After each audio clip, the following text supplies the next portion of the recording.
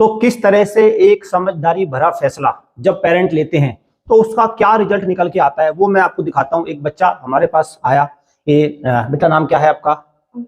अंकित राज। बिहार से बच्चा आया। तो इनके फादर ने क्या डिसीजन लिया, इनको समय रहते हमारे पास भेज दिया। समय रहते मतलब पहले ही चांस में भेज दिया। उनका मानना ये था कि सर पहले में क्या पता निकले ना निकले, और बच्चा भी थोड़ा पढ़ाई में ठीक है, मतलब नेचुरली टैलेंटेड है नो डाउट, लेकिन कंपटीशन को तो नहीं कर पाएगा, इतना इतना भी लेवल नहीं है।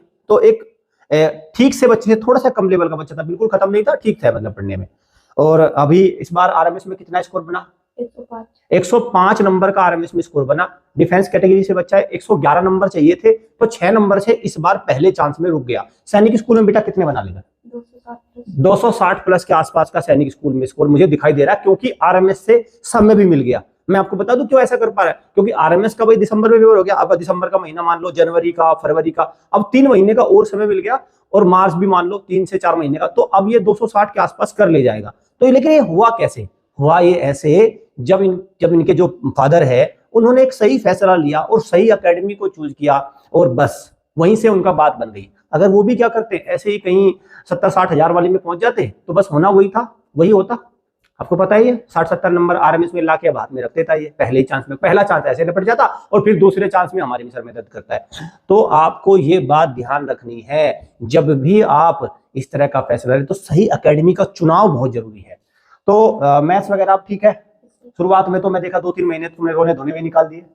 लगता है अगर वे ना निकालता तो हो जाता सिलेक्शन, आरएमएस में भी हो जाता मुझे लगता है। अब तो पक्का है ना? पर कोई दिक्कत नहीं बेटा, अभी भी तू निकाला है, बहुत अच्छे से तूने तैयारी करी, मैं बहुत खुश हूं तेरी परफॉर्मेंस से। चलो जाओ पढ़ाई करो। तो अब आप इसका बच्चे का स्कोर एक बार स्क्रीन पे देखो, ये आपके सामने है आरएमएस का स्कोर। तो ये क्या दिखा रहा है? ये दिखा रहा है कि एक एकेडमी ने बच्चे पर कितना काम कर लिया। हमारे पास आया ये, बिल्कुल भाई इसने कोई पहले एंट्रेंस टेस्ट तो दिया नहीं, लेकिन हमने भी एक एंट्रेंस टेस्ट लिया इसका, और उसमें देखा कि हाँ ठीक है पढ़ने में, इंटेलिजेंट नहीं, इंटेलिजेंट वाले तो हम पहली बार में निकाल देते हैं, लेकिन ठीक है पढ़ने में, ये लग जाएगा, अगर इसका मन लग गया तो ये काम कर लेगा। हुआ वही।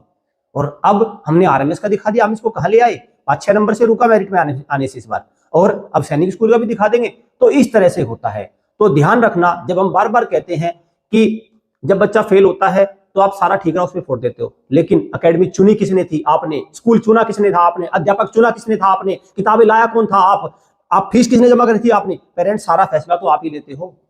तो बस जब सारा फैसला आप लेते हैं तो बच्चे के खराब नंबर का ठीकरा आप पर ही फूटेगा, किसी पर नहीं, और अच्छे नंबर आएंगे तो श्रेय भी आपको ही जाएगा। जैसे अंकित राज के फादर को मैं श्रेय देता हूं कि उन्होंने बुद्धिमानी से, अपने विवेक से एक अच्छी एकेडमी को चुना, और आज उनके बच्चे का रिजल्ट भी अच्छा ही आ रहा है, और वो आरएमएस सैनिक स्कूल में जरूर सिलेक्शन ले लेगा।